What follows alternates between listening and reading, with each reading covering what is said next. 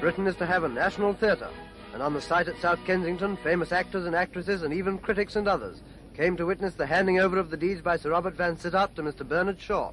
I hand to you, as representing the National Theatre, the deeds, a sod and a twig.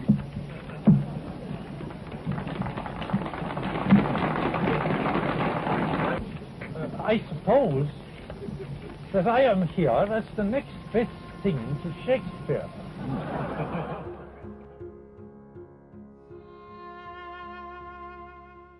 The very long and drawn-out campaign for the creation of a national theatre began with the notion that there must be a house for Shakespeare, a permanent theatre dedicated to producing Shakespeare's plays for the British people, for visitors to Britain. It takes more than 100 years from the initiation of that campaign for the National Theatre Company finally to be established at the Old Vic Theatre in 1963 under Laurence Olivier.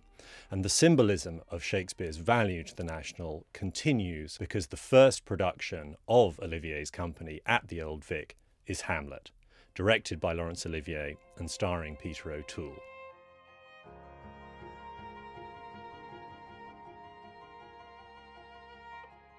When the National opens here in 1976 under Peter Hall, he establishes a policy whereby Shakespeare's natural home becomes the Olivier Theatre. And Peter himself follows through on that by directing Macbeth in the Olivier with Albert Finney. He directs Ian McKellen as Coriolanus.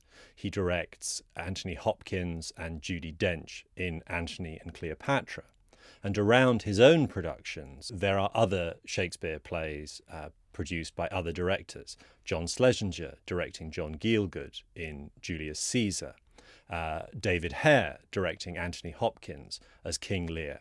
So in Peter Hall's tenure at the National, from 1976 to 1988, it's very much the case that Shakespeare belongs in the Olivier.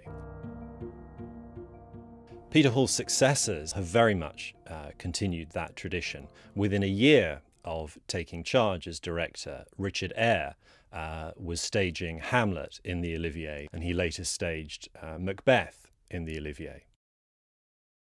Richard's successor, Trevor Nunn, directs Troilus and Cressida and Love's Labour's Lost.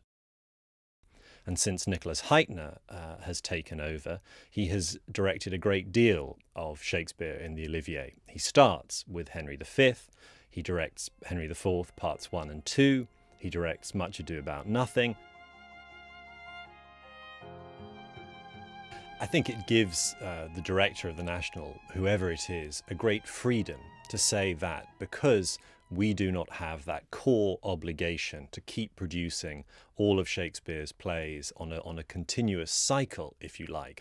It enables the director of the National to say, which of Shakespeare's plays do we really want to do at this moment? What do we want to say about that play, and what will that play say to us?